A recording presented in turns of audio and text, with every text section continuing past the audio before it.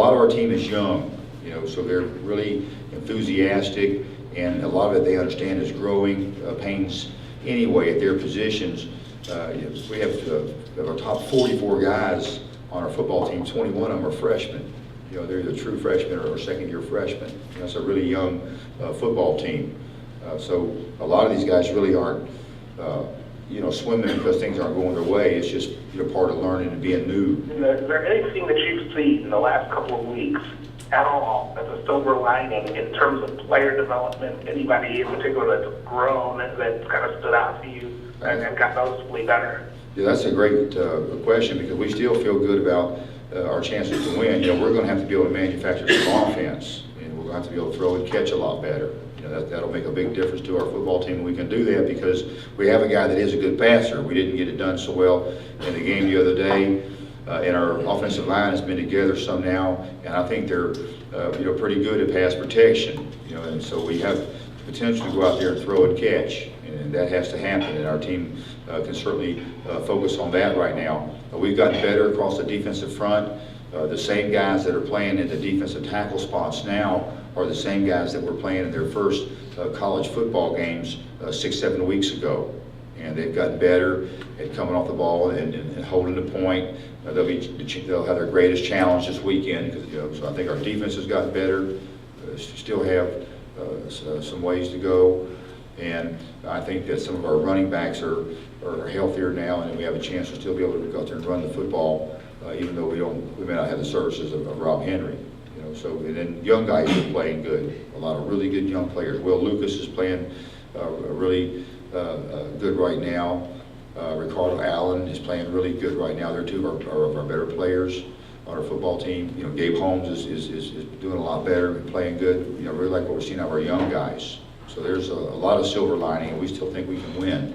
We're going to have to execute better. You had some success putting the 2 punt returners back there. Can you just kind of talk about that and why that worked? Well, it was a good plan for a couple reasons. Number one, it was a really windy day, and you didn't know where the ball was going to go. And their punter is really good. He has a big leg. He's one of the better punters in the league. And regardless of where they're at on the field, he can punt it away from where your return guy is at. So you can kind of line up to the side of the field that they're lined up on, and you can punt it far away from where you're lined up at, and all of a sudden you negate your chances for a return. So we felt like by putting 2 returners back there, we have a chance to field the ball if he was trying to kick away from us, or also have a chance to field the ball if you got a bad one in the wind. So I think it helped us some in the game. We don't do that all the time for a lot of different reasons, but it's a change-up. When you went back and watched the film, how did Ryan Isaac hold up?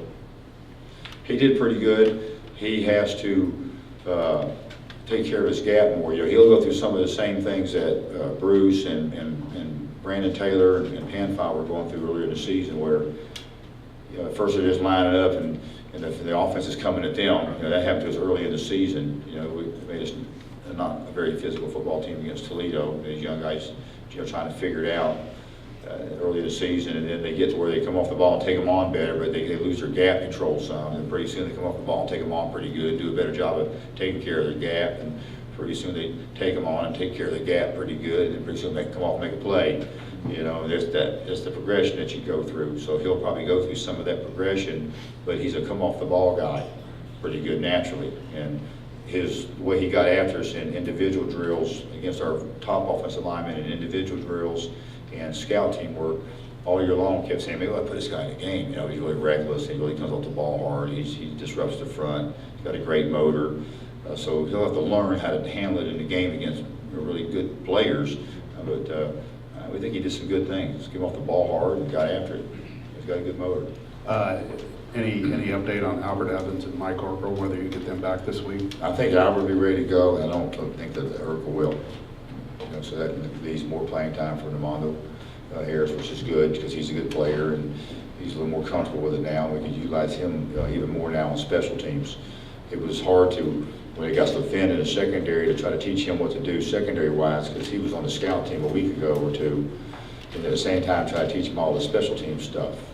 So now he's a little more comfortable with some of the base stuff, secondary-wise, we might be utilizing a little more on special teams. He's a guy that can run and hit and help us. And after watching the film of Sean and his passes, I mean, you know, it's clear that a lot of his passes were way off the mark. Was that, after you looked at the film, was that a mechanical thing on his part or something else that was happening? Well, it's a little bit of both, but you know, a lot of it has to do with it being new and you know, not setting your feet and being in rhythm and from a timing standpoint, and that affects the mechanics part of it. You know, if you have a pass play call and it develops in front of you and the reads are open and you don't go to them right now when you're supposed to, then all of a sudden the reads start closing on you a little bit, you start holding on to it a little bit, and then you have to run a little bit, you know, further and try to make a play, you know. So it's a combination of both, you know. A lot of that's experience. You go back and you look at the tape, you're like, that's an easy throw. I should have just stepped up and threw that here, and he'll see that and he'll get a lot better